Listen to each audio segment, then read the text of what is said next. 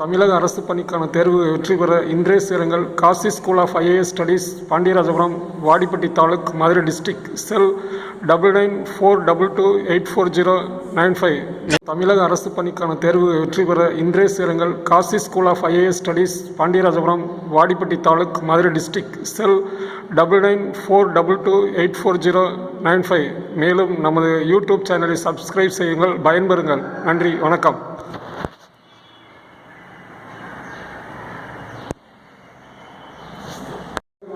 நம்ம டிஎன்பிஎஸ்சி எக்ஸாமுக்காக இப்போ படிச்சுட்டு இருக்கோம். டிஎன்பிஎஸ்சி எக்ஸாம் வந்து நம்ம ஒவ்வொரு டாப்பிக்காக சொல்லியாச்சு. இப்போ ஜிகே சொல்லிக்கிட்டு இருக்கோம். ஜென்ரல் நாலேஜ், பொதுவான விஷயங்கள். நம்ம வந்து எதுலாம் வந்து நமக்கு வந்து பொதுவான விஷயங்கள், எதுலேருந்து நமக்கு எப்படி எப்படி கேள்விகள் வரும் அப்படின்றத வந்து நம்ம சொல்லிக்கிட்டு இருக்கோம். இப்போ அதோட தொடர்ச்சியாக வந்து இன்றைக்கி வந்து பொதுவான விஷயங்கள், ஜிகே, பொது அறிவு. ஏன்னா நம்ம வந்து சப்ஜெக்ட் விட்டுட்டு சப்ஜெக்ட் நம்ம படிப்போம். 6வது 10வது வரைக்கும் புத்தகம் தான் அனைவரும் நம்ம படிச்சுட்டு இருக்கோம். 6வது 10வது வரைக்கும் 11வது 12வது இருக்கக்கூடிய தமிழ், சயின்ஸ், சோசியல், மேக்ஸ் அப்படின்னு சொல்லிட்டு எல்லா பேருமே வந்து டிஎன்பிஎஸ்சிக்கு அந்த புத்தகத்தை மட்டும்தான் நம்ம வந்து டிபெண்ட் பண்ணி படிச்சுட்டு இருக்கோம்.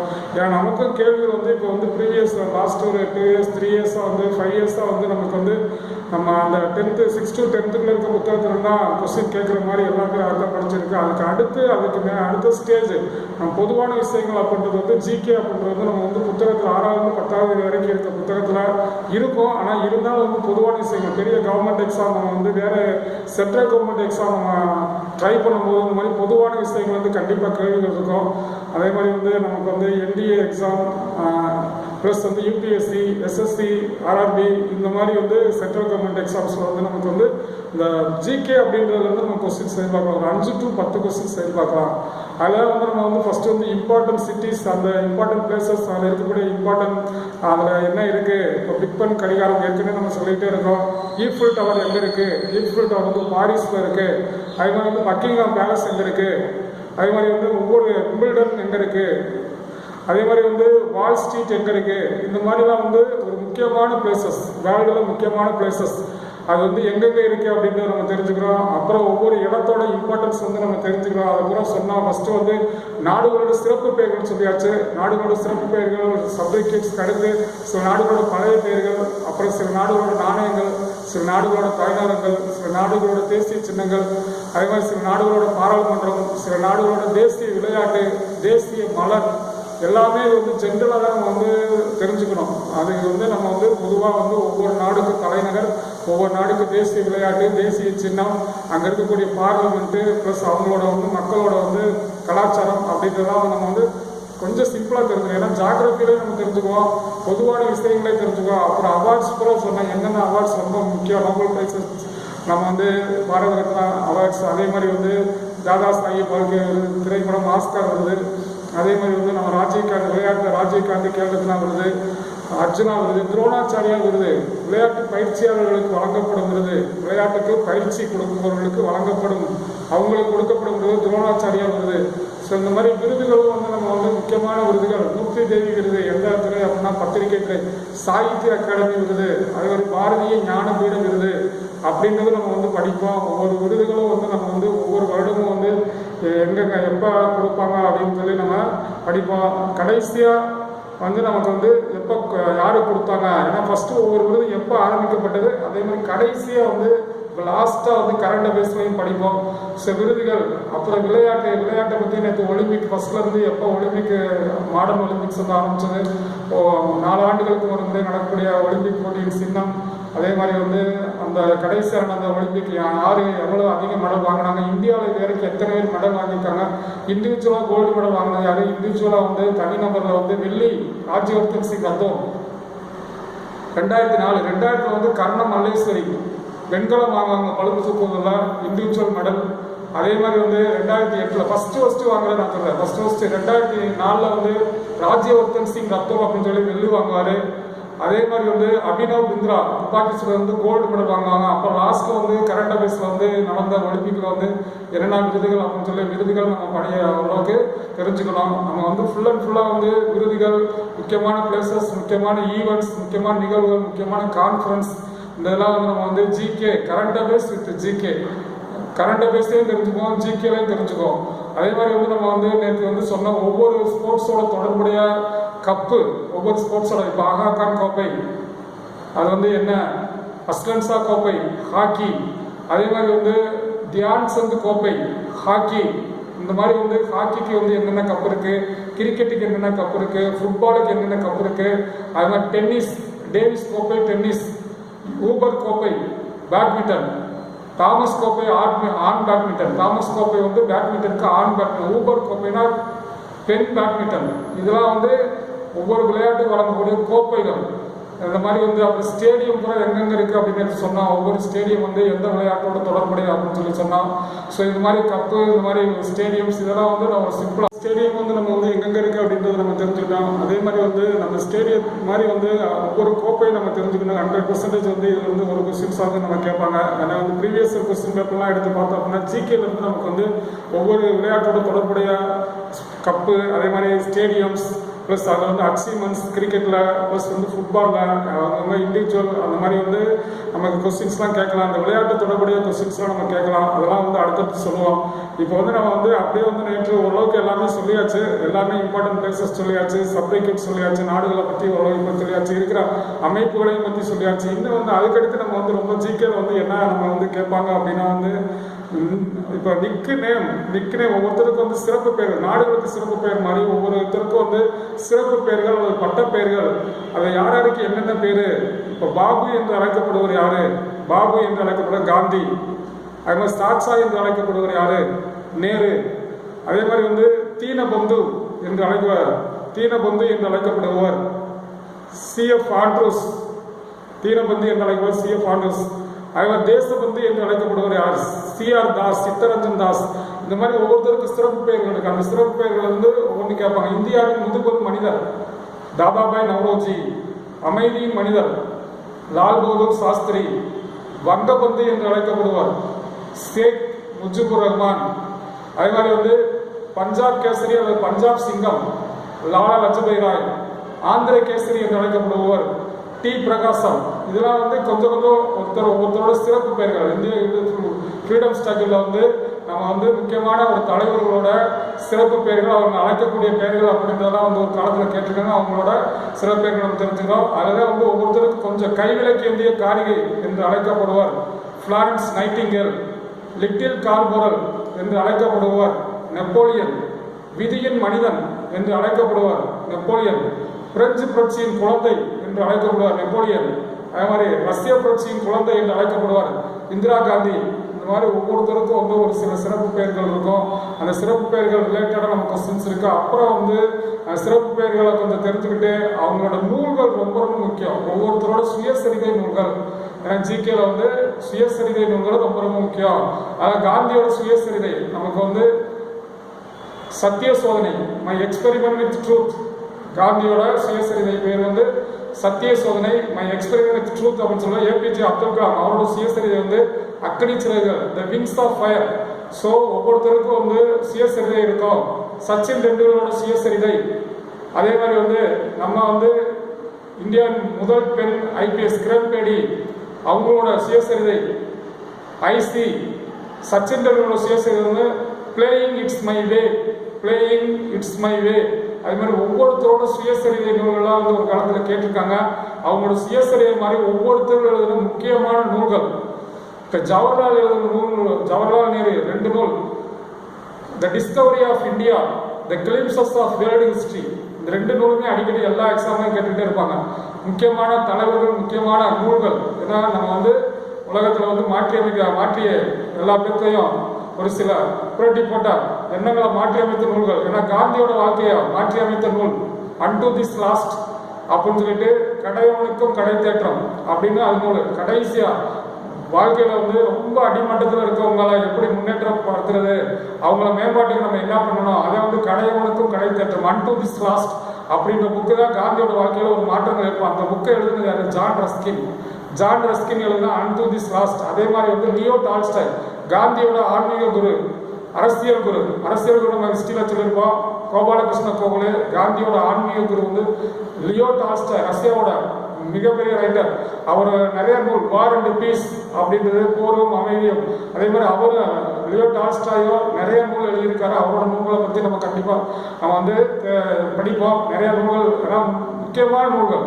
வேர்ல்டில் இந்தியாவில் இருக்கக்கூடிய முக்கிய இப்போ ஜவஹர்லால் நேரு மாதிரி வந்து அபுல் கலாம் ஆசாத் அல் ஹிலால் அப்படின்னு சொல்லிட்டு அல் ஹிலால் அப்படின்ற நூல் எழுதுனது அது இதெல்லாம் ப்ரீவியஸ் கொஸ்டின் பேப்பர்ல கேட்டுக்காங்க. அது வந்து அபுல் கலாம் ஆசாத் இந்தியாவின் முதல் கல்வித்துறை அமைச்சர் யாருன்னா அபுல் கலாம் ஆசாத். இந்தியாவின் முதல் சட்டத்துறை அமைச்சர்னா B.R. அம்பேத்கர். இந்தியாவின் முதல் உள்துறை அமைச்சர் மற்றும் இந்தியாவின் முதல் துணை பிரதமர் சர்தார் வல்லபாய் படேல். அவரை பற்றி நம்ம வந்து ஒவ்வொரு ஃப்ரீடம் ஃபைட்டரோட அவங்களோட இண்டிவிஜுவல் ஹிஸ்ட்ரியில் அவங்களோட செயல்பாடுகள், அவங்க என்னென்ன இயக்கங்கள் ஆரம்பிச்சிருக்காங்க, ப்ளஸ் அவங்களோட முக்கியமான நூல்கள் அப்படின்லாம் ஃபுல்லாக அடுத்தடுத்து படிக்கணும். ஜிகே அப்படின்னா வந்து இதுதான் வந்து அவங்களோட நூல்கள். அதில் தான் வந்து ராஜேந்திர பிரசாத் அவர் என்ன இந்தியா டிவைடட் இந்தியா அப்படின்னு சொல்லிட்டு ராஜேந்திர பிரசாத். அதே மாதிரி வந்து ஒவ்வொருத்தரும் ஒரு முக்கியமான நூல்கள் எழுதியிருப்பாங்க. அந்த நூல்கள்லாம் வந்து நம்ம கண்டிப்பாக வந்து நம்ம கொஞ்சமாக தெரிஞ்சுக்கோ. யாராரு R C Dutt the economic history of India and Dadabhai Naoroji the poverty and unbritish school in India. அதே மாதிரி ராஷ்ட் கோப்கார் அப்படின்னு 2 நூல் வந்து எழுதியிருப்பாங்க தாதாபாய் நவ்ரோஜி. அதே மாதிரி நிறைய நூல். இந்தியாவில் வந்த முதல் பத்திரிகை நம்ம வந்து தமிழில் வந்து படிப்போம். தமிழில் வந்து முதல் தமிழ் மொழியில் வெளிவந்த செய்தித்தாள், தமிழ் மொழியில் வெளிவந்த பத்திரிகை நாவல் எல்லாமே தமிழில் படிப்போம். இப்போ இந்தியாவில் வந்து அந்த முதல் செய்தித்தாள் முதல் என்ன அப்படின்னா வந்து பெங்கால் கெஜட் ஜேம்ஸ் அகஸ்டஸ் கிக்கி 1780 பெங்கால் மொழி. இந்தியாவில் இருந்த முதல் பத்திரிகை முதல் நியூஸ் பேப்பர் ஜேம்ஸ் அகஸ்டஸ் கிக்கி 1780. ஸோ அப்புறம் வந்து இந்தியாவில் வந்து என்னென்ன பத்திரிகைகள் யார் எந்தெந்த காலத்தில் எழுதுனாங்க, அன்னிபெசன்ட் என்ன எழுதுனாங்க, ப்ளஸ் வந்து நம்ம வந்து இந்தியாவில் தமிழ்நாட்டில் வந்து யார் என்னென்ன அப்படின்றதெல்லாம் வந்து நம்ம பத்திரிகைகளை நம்ம படிப்போம். ஏன்னா வந்து அந்த பத்திரிகைகள் ப்ளஸ் வந்து நம்ம வந்து என்னென்ன நூல்கள் யார் முக்கியமாக எழுதியிருக்காங்க அப்படின்லாம் கொஞ்சம் வந்து நம்ம வந்து தெரிஞ்சுப்போம். ஏன்னா இதான் வந்து ஜிகே. ஏன்னா நூல்கள் அப்படின்றது வந்து நம்ம கண்டிப்பாக ரொம்ப காந்தியோட நூலாக வந்து அவர் லட்சக்கணக்கான நம்ம வந்து அவரோட இதை வந்து அவரோட சுயசரி சத்திய சோதனை போக வந்து ஃபுல்லாக வந்து அவரோட எழுத்துக்கள் பூரா வந்து கோடிக்கணக்கான வார்த்தைகள், லட்சக்கணக்கான வாக்கியங்கள், ஆயிரக்கணக்கான நூல்கள் அவர் வந்து ஆயிரக்கணக்கான. அதே மாதிரி வந்து அவர் வந்து இன்னும் மொழிபெயர்க்க முடியல, அவ்வளோ தூரம் வந்து அவர் வந்து எழுதியிருக்காரு. நாடு மக்கள் எப்படி வாழணும் அப்படின்றத வந்து கருத்துக்களை வந்து அவர் வந்து ஃபுல்லாக வந்து அவரோட நூல்கள் அப்படின்னு எடுத்துக்கிட்டா இந்தியன் ஒப்பீனியன் அப்படின்னு சொல்லிட்டு சவுத் ஆப்பிரிக்காவில் இருந்து எழுதுவார். அப்புறம் வந்து இங்கே வந்து யங் இந்தியா, அதே மாதிரி வந்து ஹரிஜன், இந்த மாதிரி இன்னும் நிறைய நூல்கள் அவரை பற்றி சொல்லுவாங்க. ஏன்னா இப்போதைக்கு வந்து ஜஸ்ட் சிம்பிளாக வந்து அவரோட தனியாக ஒவ்வொரு தலைவரோட ஒரு டாபிக் மாதிரி வந்து நம்ம வந்து ஒரு நாளைக்கு ஒரு 5 தலைவர்கள் 5 ஃப்ரீடம் ஃபைட்டர் அவங்க யாராவது நம்ம நாட்டுக்காக சேவை செஞ்சாங்களோ அவங்கள பூரா வந்து ஒரு 5 தலைவர்களோட வாழ்க்கை, அவங்க எங்கே பிறந்தாங்க, எந்த ஸ்டேட்டு, அவங்களோட முக்கியமான நோக்கம், அவங்களோட செயல்பாடுகள், அவங்களோட பத்திரிகைகள், அவங்களோட இயக்கங்கள் அப்படின்றத நம்ம கண்டிப்பாக தெரிஞ்சுக்கோ. எல்லாம் வந்து ஜிகே. ஸோ அதில் காந்தி, நேரு, ராஜேந்திர பிரசாத், ப்ளஸ் வந்து நம்ம அம்பேத்கர், ப்ளஸ் லால் பகதூர் சாஸ்திரி, தாதாபாய் நவ்ரோஜி, ராஜேந்திர பிரசாத், நம்ம வந்து எல்லாமே கோபாலகிருஷ்ண கோகலே, ஃபிரோசா மேத்தா, அதே மாதிரி ஒவ்வொருத்தரோட முக்கியம் நம்ம தீவிரவாதிகள் இருக்கிற தலைவர் வ.உ.சி. இவங்களோட தலைவர்களோட முக்கியமானதை கூட நம்ம தனியாக இந்திய விடுதலை போராட்டத்தை படிப்போம். இந்திய விடுதலை போராட்ட தென்னிந்தியாவின் பங்கு அதையும் நம்ம படிப்போம். அதே மாதிரி இந்திய விடுதலை தலைவரான வேலை வரக்கூடிய முக்கியமான தலைவர்களையும் நம்ம வந்து முக்கியமான அவங்களோட நூல்களையும் நம்ம கண்டிப்பாக படிக்கணும். ஏன்னா வந்து சிறப்பு பெயர்கள் நிக்னேம், ஒவ்வொரு தலைவர்களுக்கு என்னென்ன நிக்னேம் இருக்கு. அதே மாதிரி அவங்க எழுதுகிற நூல் மெயின் கேம்ப் எனது போராட்டம் நம்ம அடால்ஃப் ஹிட்லர் எழுதிப்பாரு. அதே மாதிரி கார்ல் மார்க்ஸ் கம்யூனிசத்தின் தந்தை என்று அழைக்கப்படுவார். கார்ல் மார்க்ஸ் அவர் எழுதுகிற நூல் டாஸ் கேபிட்டல் மூலதனம் யாரோடு சேர்ந்து எழுதுறாங்கன்னா ஏங்கல்ஸ் அப்படின்னு சொல்லிட்டு ஜெர்மனியில் வந்து அவங்க 2 பேரும் வந்து இந்தியாவில் வந்து நம்ம கம்யூனிசம் ஆரம்பிச்சது எம்.என். ராய். இந்தியாவின் கம்யூனிசத்தின் தந்தை என்று அழைக்கப்பட்ட எம்.என். ராய். ஆனால் வந்து உலகத்தில் கம்யூனிசம்னா பொது உடைமை, நம்ம உரிமை வந்து வேணும் அப்படின்னா போராட்டம் செய்யணும். ஏன்னா நம்ம வந்து எதுவுமே வந்து நம்ம வந்து உரிமையை வந்து விட்டு கொடுக்கக்கூடாது. எந்த ஒரு உரிமையுமே வந்து நம்ம வந்து உரிமையை வந்து கரெக்டாக கேட்கறதுக்கு நம்ம போராடணும். வர்க்க போராட்டமே வரலாறு. நமக்கு தேவையான உரிமை கிடைக்காட்டி அதற்காக போராடணும் அப்படின்றதான் வந்து கம்யூனிசம். பொது உடைமை, அனைவரும் பொதுவாக சமத்துவமாக இருக்கணும், முதலாளித்துவம் இருக்கக்கூடாது. ஏன்னா முதலாளித்துவம் கேபிட்டலிசம், ஏன்னா அந்த பிரைவேட்டிசம் பூரா வந்து அவங்க இண்டிவிஜுவலாக வந்து பணம் சம்பாதிச்சு அவங்க மட்டும்தான் லாபம். ஆனால் அதில் உழைக்கிறவங்களுக்கு வந்து எந்த ஒரு வருமானம் அதிகமாக கிடைக்காதனால வந்து பொது உடைமையாக இருக்கணும் எல்லாமே அப்படின்றதுக்கு வந்து நோக்கமாக வந்து எல்லா மக்களுக்கும் சமம் அப்படின்ற அளவுக்கு அந்த அளவுக்கு இருக்கணும். அதான் கம்யூனிசம், பொது உடைமை அப்படின்னு. அது பூரா வந்து நம்ம கார்ல் மார்க்ஸ் அவரோட நூல்கள் ப்ளஸ் வந்து வேலையில் வந்து யாரெல்லாம் முக்கியமான தலைவர்கள், அந்த தலைவர்களோட செயல்பாடுகள் அப்படின்றலாம் நமக்கு வந்திருந்தோம் நம்ம தெரிஞ்சுக்கோம். ஸோ இப்போ வந்து நம்ம வந்து இன்னைக்கு வந்து இம்பார்ட்டன்ஸ் நூல்கள், ஒவ்வொரு தலைவரோட சிறப்பு பேர்கள், ஒவ்வொரு தலைவரோட நூல்கள், அதே மாதிரி நம்ம வந்து இன்னும் வந்து நிறைய அமைப்புகள் இருக்கு. அந்த அமைப்புகளையும் படிப்போம். அமைப்புகள் படிக்கும் போது அப்படியே அவங்க வந்து எங்கெங்க அதோட ஹெட் குவார்ட்டர்ஸ் இருக்கு அப்படின்னு, ஏன்னா யுனைடெட் நேஷன்ஸ் ஆர்கனைசேஷன் சொன்னால் அதோட அமைப்புகளே நிறைய இருக்கு. அதோட அமைப்புகளோட வந்து செயல்பாடுகளையும் நம்ம ஒவ்வொன்றா தெரிஞ்சுட்டு அதோட ஹெட் குவார்ட்டர்ஸ் எங்க இருக்கு, அது எந்த வருஷம் ஆரம்பிக்கப்பட்டது அப்படின்றது நம்ம வந்து கேள்விகளாக இருக்கும். அதே மாதிரி வந்து எக்கனாமிக்ஸ்ல பேங்கை பற்றி படிப்போம். அதனால வந்து இந்த இதில் வந்து நம்ம வந்து இப்போ அதுக்கடுத்து இம்பார்ட்டன்ட் டேஸ் வந்து நமக்கு வந்து கேட்பாங்க. ஒவ்வொரு ஆண்டு வந்து இம்பார்ட்டன்ட் டேஸ் என்னென்ன இருக்கு. இப்போ ஜனவரியில் என்ன இருக்கு? ஜனவரி 12 தேசிய இளைஞர் தினம். யாரோட பிறந்தநாள் அப்படின்னா சுவாமி விவேகானந்தர் பிறந்தநாள் வந்து எப்படி கொண்டாடுறோம் அது வந்து நான் சொல்றேன், சிம்பிளா சொல்றேன். ஃபர்ஸ்ட் வந்து ஒரு குரூப் 4 டேஸ்ல சொல்றேன். அப்புறம் வந்து என்ன டேஸ் வந்து ரொம்ப இம்பார்ட்டன்ட் டேஸ். ஆனால் ஃபர்ஸ்ட் இது வந்து தெரிஞ்சுக்கூடியது ஒரு ஃபர்ஸ்ட் ரொம்ப எளிமையா கேட்கக்கூடிய டேஸ். தேசிய இளைஞர் தினம் ஜனவரி 12 யாரோட பிறந்தநாள்? சுவாமி விவேகானந்தர் பிறந்தநாள். அப்புறம் வந்து நமக்கு வந்து ஜனவரி 26 நமக்கு தெரியும் இந்திய குடியரசு தினம். ஜனவரி 30 நமக்கு வந்து தியாகிகள் தினம். மகாத்மா காந்தி சுட்டுக் கொன்ற தினம்.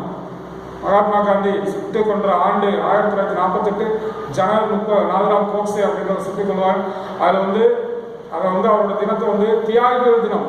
அனைவரும் தேசிய விடுதலை போராட்டத்துக்காக, நம்ம இந்திய விடுதலை போராட்டத்துக்காக நம்ம பாடுபட்டவங்களை நினைவு கூறும் வகையில் அன்னைக்கு வந்து தியாகிகள் தினம் அப்படின்னு சொல்லி அனுசரிப்போம். விடுதலை போராட்டத்தில் ஈடுபட்டு தன்னோட உயிரை நீத்தவங்க ப்ளஸ் வந்து விடுதலை போராட்டத்துக்கு நம்மளோட அதிகம் வந்து நம்மளோட அனுமதி ஆற்றினவங்க அவங்களாம் நினைவு கூறும் வகையில் தேசிய தியாகிகள் தினம் அப்படின்னு சொல்லிட்டு நம்ம வந்து ஜனவரி 30. ஸோ இது வந்து நமக்கு வந்து ஜனவரியில் ஒரு 3 டே தான் சொல்லியிருக்காங்க. அது வந்து ரொம்ப சிம்பிள் தெரிஞ்சதுனாலே பிப்ரவரியில் வந்து நமக்கு வந்து ஒரே ஒரு தினம் ஃபர்ஸ்ட் பேசிக்கா. அப்புறம் வந்து எல்லாமே சொல்றோம். பிப்ரவரி 28 தேசிய அறிவியல் தினம். National science day. Sir C Raman நினைவு அவர் பிறந்த தினம். தேசிய அறிவியல் தினம். நம்ம இந்தியாவில் நோபல் பரிசு பெற்ற முதல் இந்தியர் ரவீந்திரநாத் தாகூர். கீதாஞ்சலி 1913 இலக்கியம். நோபல் பரிசு பெற்ற முதல் தமிழர் வந்து நம்ம சர் சி ராமன். இயற்பியல் துறை ராமன் நிலையை ஒளிச்சிதறல் கண்டுபிடிப்பாரு. அவர் தான் வந்து பிறந்த தினம் வந்து பிப்ரவரி 28 தேசிய அறிவியல் தினம். இப்போ மார்ச் 8 உலக பெண்கள் தினம். மார்ச் 8 அது வந்து உலக பெண்கள் தினம். அதில் வந்து மார்ச் 15 நுகர்வோர் தினம், கன்சியூமர் தினம். March 8 March 15. அப்புறம் மார்ச் வந்து இன்னைக்கு வந்து ஒரு டே. இன்னைக்கு மார்ச் 22 உலக தண்ணீர் தினம். வாட்டர் டே வந்து மார்ச் 22. இதே மாதிரி வந்து ஏப்ரல் 1 வந்து நமக்கு வந்து ஃபூல்ஸ் டே, முட்டாள்கள் தினம் அப்படின்னு சொல்லுவோம். அதே மாதிரி ஏப்ரல் 23 ஏப்ரல் 22 அதில் என்ன தினம் இருக்கு அப்படின்னு அடுத்தது சொல்லுவோம். ஏன்னா நம்ம வந்து ரீகலெக்ட் பண்ணாலும் வந்து டக்குன்னு ஒரு இதை வந்து கரெக்டாக சொல்ல வேணாம். அதனால வந்து ஜஸ்ட் இப்போ என்ன ஞாபகம் இருக்கா வந்து சிம்பிளாக சொல்றேன். அடுத்தது வந்து புக்கை வந்து மெட்டீரியல் வாசிக்கும் போது என்ன தினம் அப்படின்னு சொல்லுவோம். ஏப்ரல் மே 8 வந்து காமன்வெல்த் தினம். மே 8 காமன்வெல்த் நாடுகளின் கூட்டமைப்பு. ஏன்னா காமன்வெல்த் அமைப்பு நமக்கு என்னன்னு தெரியும். அது வந்து இங்கிலாந்துல இருந்து சுதந்திரம் வாங்கின நாடுகள் பூரா. ஏன்னா இங்கிலாந்து வந்து ஒரு காலத்துல வந்து அடிமைப்படுத்துகிற நாடுகள். இங்கிலாந்து வாணிகம் செய்யறதுக்காக போய் அந்த நாடை வந்து தன்னோட கண்ட்ரோல்குள்ள கொண்டு வந்து அந்த நாடை வந்து ஆட்சி செஞ்ச காலனி நாடுகள் சொல்லுவாங்க. அந்த காலனி நாடுகள் கூட சுதந்திரப்பட்டு உருவாக்கப்பட்ட கூட்டமைப்பு காமன்வெல்த் கூட்டமைப்பு. 54 நாடுகள் இருக்கும். அதில் இந்தியா உட்பட. இல்லை இங்கிலாந்துல இருந்து பிரிட்டிஷ்ல இருந்து சுதந்திரம் வாங்கின நாடுகள். அவங்களோட ஹெட் குவார்டர்ஸ் வந்து லண்டன் இருக்கு. அந்த காமன்வெல்த் தினம் என்னைக்கு அப்படின்றது வந்து மே 8 வந்து காமன்வெல்த் தினம். அதே மாதிரி வந்து நமக்கு வந்து மேல வந்து இன்னும் வந்து மே 1 வந்து நம்ம தொழிலாளர் தினம். ஏப்ரல் சொல்லியாச்சு. மே 1 தொழிலாளர் தினம். மே 8 அதே மாதிரி வந்து மேல வந்து அந்த 2 டே தான் சொல்றேன்.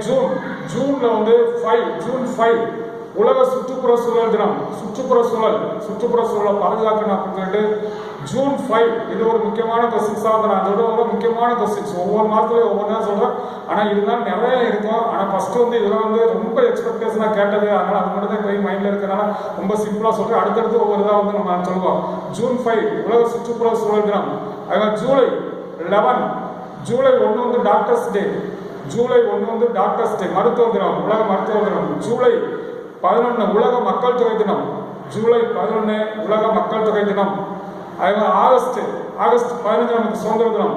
அதே August 29 national sports day, national தேசிய விளையாட்டு தினம். என்னைக்கு அப்படின்னா ஆகஸ்ட் 29. அந்த ஸ்போர்ட்ஸ் டே யாரோட பிறந்த நாளை கொண்டாடுறோம் அப்படின்னா தியான் சந்த் அப்படின்றவர் வந்து ஒலிம்பிக்ல வந்து ஹாக்கியில கோல்டு மெடல் வாங்கி கொடுக்கும் கேப்டனா இருந்தவர். 1980 வந்து இந்தியா வந்து ஒலிம்பிக்ல வந்து ஹாக்கியில வந்து கோல்டு மெடல் வாங்குவாங்க. அந்த கோல்டு மெடல் வாங்கும்போது கேப்டனா இருந்தவர் தியான் சந்த். அவரோட நினைவா வந்து அவரோட பிறந்த நாள் வந்து நம்ம தேசிய விளையாட்டு தினம் அப்படின்றது ஆகஸ்ட் 29. அடுத்து செப்டம்பர் 5 ஆசிரியர் தினம். செப்டம்பர் 5 ஆசிரியர் தினம். யாரு? இந்தியாவின் முதல் துணை குடியரசுத் தலைவர் டாக்டர் ராதாகிருஷ்ணனோட பிறந்த தினம். டாக்டர் ராதாகிருஷ்ணன் பிறந்தா செப்டம்பர் 5 ஆசிரியர் தினம். செப்டம்பர் 8 லிட்ரஸி டே, எழுத்தறிவு தினம். செப்டம்பர் 8 வந்து அனைவரும் எழுத்தறிவு பண்ணணும் அப்படின்னா செப்டம்பர் 8 எழுத்தறிவு தினம். செப்டம்பர் 27 டூரிசம் டே, சுற்றுலா தினம், உலக சுற்றுலா தினம் செப்டம்பர் 27. அதே மாதிரி அக்டோபர் 2 காந்தி ஜெயந்தி. காந்தி பிறந்தனா காமராஜர் நினைவு தினம். காந்தி பிறந்தது அக்டோபர் 2. காந்தி ஜெயந்தி. அக்டோபர் 24 ஐநா தினம். அக்டோபர் 24 ஐநா சபைகள் தினம்.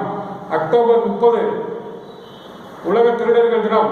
இந்த மாதிரி வந்து இன்னும் அக்டோபர் 9 உலக அஞ்சல் தினம். அக்டோபர் 10 தேசிய அஞ்சல் தினம்.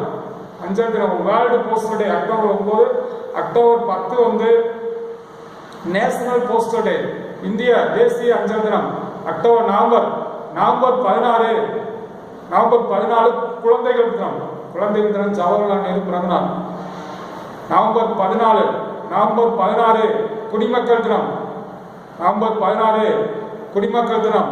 டிசம்பர் 1 உலக எய்ட்ஸ் தினம். டிசம்பர் 7 உலக கொடிநாள். டிசம்பர் 10 ஹியூமன் ரைட்ஸ் டே, மனித உரிமைகள் தினம். டிசம்பர் 10 அப்படின்றது. டிசம்பர் 1 உலக எய்ட்ஸ் தினம். டிசம்பர் 7 உலக கொடிநாள் பிளாக் டே. டிசம்பர் 10 மனித உரிமைகள் தினம். அப்புறம் டிசம்பர்ல வந்து நம்ம வந்து 6 பாபர் மசூதி இடிப்பு தினம். டிசம்பர் 6 அப்படின்னு சொல்லிட்டு அவர் காலத்தில் வந்து பாபர் மசூதி இடிப்பு வந்து பயங்கரதாக இருக்கும். அது வந்து அந்த தொடர்ச்சியாக தான் வந்து பாபர் மசூதி இடிச்சதுனால அங்கே குண்டு வீச்சுகள் நடக்கும், மும்பை குண்டு வீச்சுகள். அந்த பாபர் மசூதி இடிப்பை வந்து விசாரிக்கிறதுக்காக உருவாக்கப்பட்ட கமிஷன், லிபரான் கமிஷன், இதெல்லாம் ஒரு காலத்தில் எக்ஸாம்பிள் கேட்டுக்கிட்டே இருப்பாங்க. ஸோ அதனால் இப்போதைக்கு வந்து கரண்ட் அஃபேர்ஸ் இப்போதைக்கு வந்து அந்த மாதிரிலாம் இருக்காது. ஏன்னா வந்து இப்போதைக்கு வந்து புதுசாக வந்து கரண்ட் அஃபேர்ஸ்ன்றது அப்படின்றது வந்து நம்ம என்னன்னு அன்னைக்கு சொன்னேன். ஸோ இந்த மாதிரி வந்து நம்ம ஒவ்வொரு டேவும் வந்து இம்பார்ட்டன்ட் நம்ம செலிப்ரேட் பண்ணுவோம். அந்த இம்பார்ட்டன்ட் டேலாம் வந்து என்னென்ன அப்படின்ட்டு இன்னும் நம்ம தெளிவாக வச்சுருவோம். இன்னும் வந்து நம்ம மெட்டீரியல்ஸ் வச்சு ஜனவரியில் மொத்தம் எத்தனை நாள் இருக்குது, பிப்ரவரி எல்லாமே வந்து நம்ம வந்து அதை பூரா படிக்கணும். ஏன்னா கண்டிப்பாக ஒரு டேஸ் வந்து நம்ம கேட்பாங்க. வறுமை ஒழிப்பு தினம், அது என்ன உலக எல்லாமே வந்து ரொம்ப ரொம்ப முக்கியமானது. நம்ம வந்து ஒவ்வொரு நாளையும் நம்ம வந்து செலிப்ரேட் பண்ணுவோம். ஜனவரிலே வந்து நம்ம ஆர்மி டே வரும். ஜனவரிலே அதே மாதிரி ஆர்மி டே, கப்பல் படை தினம், விமானப்படை தினம், இதெல்லாம் வந்து நம்ம வந்து எப்படி நம்ம என்னென்ன டே அப்படின்றதெல்லாம் வந்து நம்ம வந்து சொல்லுவோம். அடுத்தடுத்து மெட்டீரியல்ஸ் சொல்லணும். இப்போதைக்கு நம்ம சிம்பிளாக சொல்கிறதுனால வந்து ஒரு ஜஸ்ட்டு மைண்டில் வந்து எதுவுமே வந்து கரெக்டாக சொல்லணும் அப்படின்ட்டு தெரிஞ்சால் கூட வந்து ஒரு கன்ஃபியூஸாக இருக்க சொல்லக்கூடாது அப்படின்ட்டு நான் சொல்லிக்கிட்டு இருக்கேன். அதனால் வந்து இந்த தினங்கள் இப்போ வந்து நம்ம வந்து ஜிகேல வந்து நம்ம என்னென்ன தெரிஞ்சுக்கிறோம் அப்படின்னா பொதுவான விஷயங்களை தான் நம்ம தெரிஞ்சுக்கிறோம். பொதுவான விஷயங்கள்லாம் உலகத்தில் இருக்கக்கூடிய அமைப்புகளை பற்றி தெரிஞ்சுக்கிறோம். அமைப்புகள்லேருந்து அப்படியே வந்து அதோட வந்து ஸ்போர்ட்ஸு, அவார்ட்ஸு, அதே உலகத்தில் இருக்கக்கூடிய முக்கியமான அவார்ட்ஸு, சினிஃபீல்டில் இருக்கக்கூடிய முக்கியமான அவார்ட்ஸு. சினிஃபீல்டில் வந்து நம்ம வந்து ஹாலிவுட் என்று அழைக்கப்படுவது எந்த சிட்டி அப்படின்னு கேட்பாங்க. ஹாலிவுட்னா வந்து லாஸ் ஏஞ்சல்ஸ் அமெரிக்கா. அதே மாதிரி பாலிவுட் என்று அழைக்கப்படுது இந்தியாவின் ஹாலிவுட் என்று அழைக்கப்படுவது. பாலிவுட்னா மும்பை. டோலிவுட் என்று அழைக்கப்படுவது தென்னிந்திய திரைப்பட நகரம் டோலிவுட். அது பாலிவுட்னா வட இந்தியா, நார்த் இந்தியாவில் மும்பை. ஹாலிவுட்ன்றது வந்து எங்க அப்படின்னா வந்து அமெரிக்காவில் லாஸ் ஏஞ்சல்ஸ், அங்கே தான் வந்து ஆஸ்கர் கொடுப்பாங்க. இந்தியாவில் வந்து பாலிவுட் அப்படின்றது மும்பை. டோலிவுட் டாலிவுட் என்று அழைக்கப்படுறது சென்னை. தென்னிந்தியாவின் திரைப்பட நகரம் வந்து சென்னை. இதெல்லாம் வந்து ஒரு காலத்தில் வந்து திரைப்படத்தோட தொடர்புடைய செய்திகள். திரைப்படத்துல இருந்து நமக்கு வந்து என்னென்ன விருதுகள் இருக்கு, ஸ்போர்ட்ஸ்ல என்னென்ன விருதுகள் இருக்கு, எல்லாம் ஒவ்வொரு விளையாட்டுலையும் வந்து என்னென்ன விருதுகள் இருக்கு, அப்படின்றதெல்லாம் வந்து நம்ம வந்து கொஞ்சம் கொஞ்சமாக தெரிஞ்சுக்கோ. டாடா ஓப்பன் எதோட தொடர்புடையது, டென்னிஸ். அதே மாதிரி டென்னிஸ்க்கு என்னென்ன விருதுகள் இருக்கு, பேட்மிண்டனுக்கு என்னென்ன, ஆண் பேட்மிண்டனுக்கு என்ன ஆகுது, பெண் பேட்மிண்டன், ஹாக்கிக்கு என்ன ஆகுது அப்படின்றதெல்லாம் வந்து நம்ம வந்து விருதுகள் படிப்போம். விருதுகள் தொடர்புடைய வந்து நமக்கு வந்து ஃபுல் அண்ட் ஃபுல்லாக வந்து அந்த stadium sports plus awards plus important incidents happen, என்னென்ன இம்பார்ட்டண்ட்டாக வந்து நடந்தது, அப்போ முக்கியமான தலைவர்கள், அவங்க தலைவர்களோட வந்து நமக்கு வந்து முக்கியமான வந்து அவங்களோட நூல்கள், ஒவ்வொருத்தரும் எழுதுகிற நூல்கள், அதை பூரா வந்து நம்ம வந்து தெரிஞ்சுக்கோம். முக்கியமான நூல்கள் என்னென்ன இருக்குது அப்படின்லாம் நம்ம வந்து லிஸ்ட்டு போட்டு அந்த நூல்கள் கேட்டுக்கிட்டே இருப்பாங்க. அது வந்து ஒவ்வொரு முக்கியமான ரைட்டர்ஸ் இந்தியாவில் இருக்காங்க. அவங்க அமர்த்தியா சென் எழுதுகிற நூல் என்ன, பொருளாதாரத்துக்காக நோபல் பரிசு வாங்கினார், அவர் எழுதுகிற நூல். நம்ம வந்து இந்த மாதிரி ஒரு முக்கியமானவங்க, ஏபிஜே அப்துல் கலாம் எழுதுகிற நூல் என்ன, அப்துல் கலாம் அவரோட சுயசரிமா அவர் நூல் எழுதியிருக்காரு, அவரோட நூல் என்ன, முக்கியமான தலைவர்கள், முக்கியமான பிரைம் மினிஸ்டர், முக்கியமான பிரசிடென்ட்ஸ் அவங்க எழுதுகிற நூல்கள்லாம் வந்து நம்ம வந்து படிப்போம். அதே மாதிரி செய்தித்தாள் பத்திரிகை இந்தியாவில் வந்து முதல்ல வந்து எந்த மொழிகளில் என்னென்ன நூல்கள்லாம் வெளியே வந்துருது அப்படின்றலாம் அடுத்தடுத்து நம்ம மெட்டீரியல் இருக்குது, எல்லா மெட்டீரியலுக்கு அதை பூரா படிப்போம். ஏன்னா ஜிகேன்றது வந்து நம்ம வந்து பொதுவான விஷயங்கள் அப்படின்றது வந்து ஃபுல் அண்ட் ஃபுல்லாக நமக்கு வந்து அமைப்புகளும் வந்து நமக்கு வந்து யுனைடெட் நேஷன் ஆர்கனைசேஷன் நாம் அணிசேரா இயக்கம் 1954, அதாவது இரண்டாம் உலக போருக்கு பின்னாடி உலக நாடுகள் கூட 2 குரூப்பாக பிரிகிறாங்க. இரண்டாம் உலக போருக்கு பின்னாடி இனிமேல் நாடுகளை போர் உண்டாகக்கூடாதுன்றத வந்து ஐக்கிய நாடுகள் சபை சொன்னாலும் 2 குரூப்பாக பிரிகிறாங்க. அமெரிக்கா தலைமையில் ஒரு குரூப்பு, ரஷ்யா தலைமையில் ஒரு குரூப்பும் இணைகிறாங்க. ஆனால் இந்த 2 குரூப்பில் இணையாமல் நாங்கள் வந்து பொது உடைமை, நாங்கள் வந்து சமத்துவம், நாங்கள் அமைதியை விரும்புகிறோம் அப்படின்னு ஒரு குரூப்பு, அவங்க தான் வந்து அணிசேரா இயக்கம், நான் அலை மூவ்மெண்ட்னு சொல்லுவாங்க. அணிசேரா இயக்கம் அப்படின்னு சொல்லிட்டு அதுதான் ஜவஹர்லால் நேரு, 8th அதிபர் நாசர் அரஃபத், அதே மாதிரி வந்து நம்ம யுகோஸ்லாவியா மார்சல் டிட்டோ, அதே மாதிரி சீனாவில் ஒருத்தர், இந்த 4 பேர் சேர்ந்து என்ன பண்ணுவாங்கன்னா இந்த அணிசேரா இயக்கம் உருவாகிறதுக்கு ஆரம்பிப்பாங்க.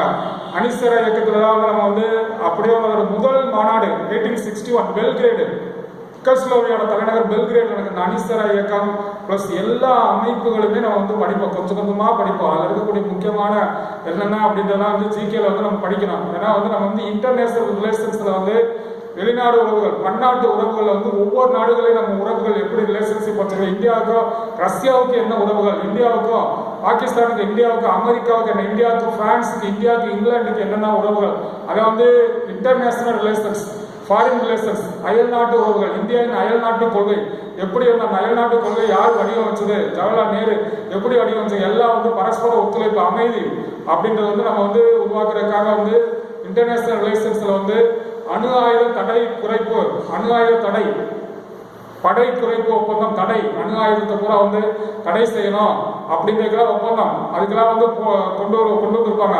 எப்பப்போ வந்து அணு ஆயுதம் உலகத்தில் வந்து அணுகுண்டு வீசப்பட்ட நம்ம நகரங்கள் தெரியும். நம்ம வந்து ஹிரோஷிமா ஜப்பான், அமெரிக்கா வந்து 2ஆம் உலக போரில் ஜப்பான் சரணடைய மாட்டாங்க அப்படின்னு சொன்னதுக்காக ஹிரோஷிமாவில் ஒரு குண்டு போடுறாங்க. ஹிரோஷிமா தினம் ஆகஸ்ட் 6, நாகசாகி தினம் ஆகஸ்ட் 9, 2 நகரங்களை வந்து குண்டு போட்டதுமே அந்த 2 நகரங்கள் சுக்குநூறாக போச்சு. ஜப்பானே ஃபுல் அண்ட் ஃபுல்லாக, ஏன்னா ஜப்பான் தலைநகர் வந்து டோக்கியோ, இன்னொருத்தர் ஒசாக்கா, அப்புறம் ஹிரோஷிமா நாகசாகி. அமெரிக்கா வந்து 2 குண்டை போட்டு ஜப்பானே வந்து ஃபுல் அண்ட் ஃபுல்லாக தரைமட்டம் பாதியுது.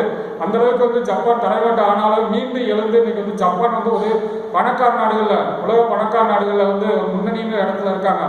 சீனா, அமெரிக்கா, ஜப்பான், ஜெர்மனி, இந்த மாதிரி வந்து ஒரு சில நாடுகளில் வந்து இந்த வளர்ச்சியில், பொருளாதார வளர்ச்சியில், பணக்கார நாடுகளில், வளர்ச்சி அடைந்த நாடுகள், வளர்ச்சி அடைந்து கொண்டிருக்கும் நாடுகள். ஓகே, ஃபர்ஸ்ட் வேர்ல்டு கண்ட்ரிஸ், 2ஆம் செகண்ட் வேர்ல்டு கண்ட்ரிஸ், அதாவது நமக்கு வந்து வேர்ல்டு கண்ட்ரிஸை பிடிப்பாங்க. 3ஆம் உலக நாடுகள், அதில் வந்து என்ன அப்படின்னு சொல்லிட்டு இந்த மாதிரிலாம் வந்து அடுத்தடுத்து நம்ம சொல்லுவோம். எக்கனாமிக்ஸோட ரிலேட்டடாக இருக்கிறத வந்து நம்ம அடுத்தடுத்து சொல்லுவோம். ஏன்னா டக்குன்னு ஒரு டாபிக் வந்து மொட்டாகி பேசும்போது அப்படின்னு ஃபுல் அண்ட் ஃபுல்லாக வந்து நம்ம வந்து ஃபஸ்ட்டு வந்து நல்ல ஒரு ப்ரிப்பரிங்காக வந்து நம்ம பேசணும்னா இன்னும் சிறப்பாக இருக்குது. நான் வந்து ப்ரிப்பரிங் அப்படின்றது இன்னும் இல்லை, சும்மா ஜஸ்ட் வந்து கிளாஸில் வந்து ஃபஸ்ட்டு, ஏன்னா இது வந்து ஒரு எளிமையான கிளாஸ் அப்படின்றது முதல் நீங்கள் வந்து எதெல்லாம் தெரிஞ்சுக்கணும், எப்படி படிக்கணும், எதெல்லாம் நமக்கு கொஸ்டின்ஸ் கேட்பாங்க அப்படின்ற இன்ட்ரோடக்ஷன் பண்ற மாதிரி நான் இப்போ பேசிக்கிட்டு இருக்கேன். இதே கான்செப்ட் வந்து நான் வந்து புக்கை வச்சு மெட்டீரியல் வச்சு நடக்கும்போது இன்னும் தெளிவாக சொல்லிட்டு அப்புறம் வந்து நம்ம மெட்டீரியல் வந்து இம்பார்ட்டன்ட் கொஸ்டின்ஸாக இருக்கும். அந்த கொஸ்டின்ஸ் பூராமே வந்து ப்ரீவியஸ் இயர் கொஸ்டின் கேட்கக்கூடிய கொஸ்டின் தான், அது ரிலேட்டடான கொஸ்டின்ஸ் தான். அதுக்கடுத்து நம்ம வந்து புக்கில் இருக்கிறப்போ நம்ம படிக்கும் போது ஃபுல் அண்ட் ஃபுல்லாக வந்து ஒவ்வொரு டாபிக் வைஸாக நம்ம படிக்கும் போது இதெல்லாம் நம்ம படிப்போம். உலகத்தில் இருக்கக்கூடிய முக்கியமான அமைப்புகள் பூரா என்னென்ன அமைப்புகள் இருக்கு, என்னென்ன நாடுகள்லாம் வந்து நமக்கு வந்து நம்ம தெரிஞ்சுக்கணும், அந்த நாடுகளோட தலைநகர் பூரா எப்படி தெரிஞ்சுக்கணும் அப்படின்றலாம் வந்து நம்ம படிப்போம். அதெல்லாம் வந்து நம்ம வந்து இப்போ வந்து ஜிகேல வந்து ஃபுல்லாக வந்து வெளியே பொதுவான விஷயங்கள் என்னென்ன அப்படின்றத வந்து நம்ம தெரிஞ்சுக்கிறதா வந்து ஜென்ரல் நாலேஜ். அந்த பொதுவான விஷயங்கள், important days, important places, important books, அதே மாதிரி இம்பார்ட்டன்ட் அவார்ட்ஸு, ஸ்போர்ட்ஸு, இப்போ நம்ம வேர்ல்டில் வந்து நம்ம வந்து உலகத்தில் வந்து நம்ம வந்து எல்லாமே வந்து நம்ம வந்து மீடியாஸ் தான் வந்து இன்னைக்கு வந்து அதிகபட்சம் நமக்கு வந்து போயிட்டு இருக்கு. அந்த மீடியாஸை பற்றியே நமக்கு வந்து மீடியாஸில் வந்து ஃபர்ஸ்ட் வந்து பத்திரிகை சொல்லியாச்சு. பத்திரிகை அதை வந்து படிக்கிறவங்க தான் பத்திரிகை படிக்காதவங்களையும் சென்றடைய வந்து வானொலி வந்து இந்தியாவில் வந்து எப்போ ஸ்டார்ட் பண்ணாங்க? 1927. அது எப்போ வந்து நம்ம வந்து அகில இந்திய வானொலின்னு பேர் மாற்றம் செய்யணும்னா 1936 அகில இந்திய வானொலி அப்படின்னு சொல்லிட்டு பெயர் மாற்றம் செய்யப்பட்டது. இப்போ வந்து ஃபர்ஸ்ட் வந்து 1927, 1936 ஆகாஷ்வாணி என்று பெயர் மாற்றம் செய்யப்பட்டது. 1949 இந்த மாதிரி வந்து அது வந்து ஒரு சில கொஸ்டின்ஸ் வந்து இன்னும் தெளிவாக சொல்லுவோம். வானொலியை பற்றி கண்டிப்பாக வந்து நம்ம வந்து வானொலி வந்து எப்போ வந்து இந்தியாவில் வந்து முதலாக வந்து ஆரம்பிச்சாங்க, அது எப்போ வந்து அகில இந்திய வானொலி பெயர் மாற்றம் செய்யப்பட்டது, அது எப்போ ஆகாஷ்வாணி அப்படின்னு சொல்லி பெயர் மாற்றம் செய்யப்பட்டது. இதே மாதிரி வந்து தூர்தர்ஷன் ஃபர்ஸ்ட் வந்து தொலைக்காட்சி இந்தியாவில் எப்போ வந்து அறிமுகப்படுத்தினாங்க, தொலைக்காட்சி அந்த இதெல்லாம் வந்து எப்படி வந்து ஃபர்ஸ்ட் இன்ட்ரோடியூஸ் பண்ணாங்க. தொலைக்காட்சி இந்தியாவில் எத்தனை 1959. அப்புறம் வந்து அது வந்து தொலைக்காட்சி வந்து எப்போ வந்து நம்ம கலர் அது வந்து தொலைக்காட்சி எப்போ வந்து அறிமுகப்படுத்தப்பட்டது. ப்ளஸ் வந்து அது வந்து பிரசார்பான சட்டம், இந்த இதை வந்து நம்ம வானொலி தொலைக்காட்சியில் கண்ட்ரோல் பண்ணுறதுக்காக, ரெகுலேட்டிங் பண்ணுறதுக்காக அந்த பிரசார் 1990. அதே மாதிரி கன்சியூமர் இந்த மாதிரி வந்து நம்ம வந்து என்ன சொல்கிறோம் அப்படின்னா நம்ம வந்து இந்த தகவல் தொடர்புல வந்து நம்ம வந்து ஃபர்ஸ்ட் நம்ம தகவல் தொடர்புல வந்து நமக்கு என்னென்ன அப்படின்னா வந்து பத்திரிகையிலிருந்து ஆரம்பத்தில் உலகத்திலே வெளிவந்த முதல் பத்திரிகை இது, உலகத்திலே வெளிவந்த முதல் இதெல்லாம் மெட்டீரியல் இருக்கு சொல்லுவோம். ஓகே, உலகத்திலே ஃபர்ஸ்ட் எந்த கண்ட்ரிஸ் வந்து ஏன்னா ஃபர்ஸ்ட் வந்து பிரிட்டிஷ் தான், அவங்க தான் வந்து ஃபுல்லாக வந்து ஆரம்பத்தில் பத்திரிகை துறை, இந்தியாவில் பத்திரிகை துறையை டெவலப் பண்ண வந்து நம்ம வந்து பிரிட்டிஷ்ல ப்ளஸ் வந்து வராங்க வந்து இந்தியாவில் வந்து எங்கே வந்து ஃபர்ஸ்ட் வந்து அச்சுக்கூடம் நிறுவுறாங்க, தரங்கம்பாடி. அந்த தரங்கம்பாடியில் முதல்ல அச்சிட்டப்பட்டு வெளியிடப்பட்ட நூல் எது, அதெல்லாம் நம்ம படிப்போம் மெட்டீரியல் இருக்கு. ஏன்னா அந்த டாபிக் நடத்தும் போது அந்த பத்திரிகை துறை அப்படின்றதுல ப்ளஸ் நமக்கு தேவையான தகவல் தொடர்பு செய்திகள், நமக்கு எப்படிலாம் வந்து தகவல் வந்து நமக்கு வந்து மக்களை ரீச் பண்ணாங்க. முதல் ஆரம்ப காலத்தில் வந்து நமக்கு வந்து எப்படி வந்து நமக்கு வந்து எஃப்எம் எப்போ அறிமுகப்படுத்துனாங்க, ப்ளஸ் வானொலி எப்போ அறிமுகப்படுத்தாங்க, தொலைக்காட்சி எப்போ அறிமுகப்படுத்துனாங்க, இந்த இதெல்லாம் வந்து நம்ம வந்து கொஞ்சமாக படிப்போம். ஏன்னா வந்து இது வந்து தகவல் தொடர்பில் வந்து நம்ம கொஞ்சம் படிப்போம். அப்புறம் தான் வந்து கம்ப்யூட்டர் பற்றி நமக்கு தெரியும். கம்ப்யூட்டர் வந்து சார்லஸ் பேபேஜ், அதில் ஃபர்ஸ்ட் ஜென்ரேஷன் என்ன, செகண்ட் ஜென்ரேஷன் என்ன, தேர்ட் ஜென்ரேஷன். கணிப்பொறி தமிழ், இப்போ தமிழில் வந்து கணிப்பொறி தமிழ், கணிப்பொறியில் வந்து தமிழ் எவ்வளோ பயன்பாடாக இருக்குது அப்படின்னு சொல்லிட்டு நம்ம டிஎன்பிசியில் வந்து தமிழ் தேர்வில் வந்து இந்த பிரத்யேகமான தமிழ் தேர்வு, கட்டாய தமிழ் தேர்வு, அதில் வந்து கணினி தமிழ் அப்படின்னு ஒரு டாபிக் கொடுத்துருக்காங்க. அதில் வந்து இன்னைக்கு கணினியில் கம்ப்யூட்டர் வந்து தமிழ் எவ்வளவு தூரம் வந்து இணையதளத்துலையும் ப்ளஸ் வந்து பயன்பாட்டிலையும் வந்து பயன்படுகிறது அப்படின்றத நம்ம வந்து படிப்போம். ஸோ கம்ப்யூட்டர்களை பற்றி வந்து ஆரம்பத்தில் வந்து இன்னைக்கு இப்போ வந்து எத்தனாவது generation, 5th generation, first generation என்ன கண்டுபிடிச்சாங்க, செகண்ட் ஜென்ரேஷன் என்ன, தேர்ட் ஜென்ரேஷன் என்ன, 4th ஜென்ரேஷன், 5th ஜென்ரேஷன், அடுத்து எப்போ வந்து கம்ப்யூட்டர்ஸ் வந்து நம்ம வந்து ஒவ்வொரு இதில் வந்து எப்படி டெவலப்மெண்ட் ஆகுது அப்படின்லாம் வந்து நம்ம ஜஸ்ட் தெரிஞ்சுக்கணும். ஏன்னா கம்ப்யூட்டரில் வந்து லாங்குவேஜஸ் வந்து எப்போ அறிமுகப்படுத்தினாங்க, கம்ப்யூட்டர் வந்து சூப்பர் கம்ப்யூட்டர்னா என்ன, சூப்பர் கம்ப்யூட்டரில் இந்தியாவில் எப்போ சூப்பர் கம்ப்யூட்டர்னா ஒரு செகண்டுக்கு வந்து எவ்வளோ ப்ராப்ளம் சால்வ் பண்ணக்கூடிய கெப்பாசிட்டி இருக்குது, சூப்பர் கம்ப்யூட்டர்னு சொல்லுவோம்.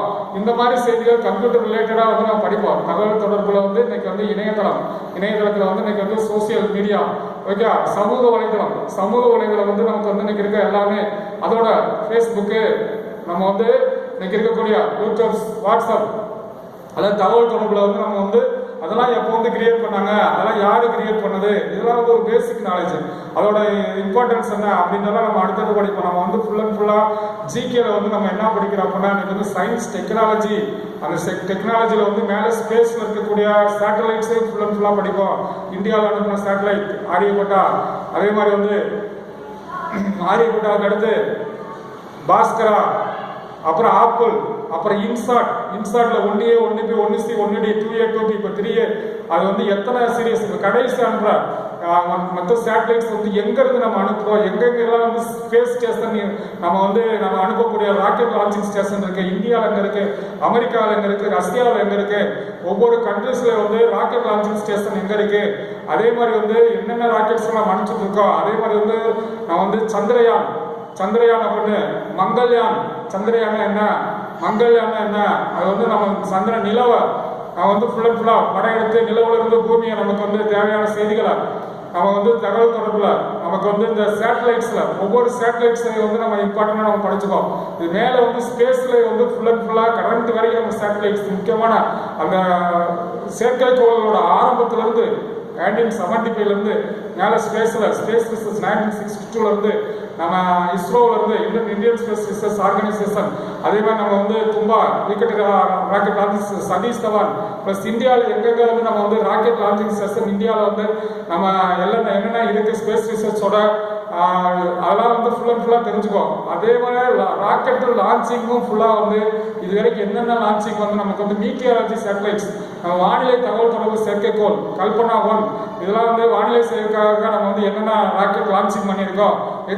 எடிஸ்பாட் சேட்டலைட் எப்போ எஜுகேஷன் சேட்டலைட்னால நமக்கு வந்து என்ன பெனிஃபிட், எஜுகேஷன் சேட்டலைட் எப்போ லான்ச்சிங் பண்ணுறோம், அதில் என்னென்ன அப்படின்றது வந்து நம்ம வந்து ஃபுல்லாக மேலே ஸ்பேஸோட எல்லாமே வந்து நம்ம படிப்போம். ஸ்பேஸில் வந்து ராக்கெட் லான்ச்சிங் எல்லாமே கரெக்டாக இன்னைக்கு எல்லா இன்ஃபர்மேஷன் இருக்கு. எல்லாத்தையும் படிச்சுட்டு தெளிவாக வந்து கொஞ்சம் நம்ம படிச்சுட்டு அவங்க கேட்குற கொஸ்டின்ஸ் வந்து நம்ம வந்து புரிஞ்சு நம்ம ஆன்சர் பண்ணணும். ஏன்னா வந்து இன்னைக்கு வந்து சயின்ஸ் டெக்னாலஜியில் நம்ம டிசீஸ் அப்படின்ற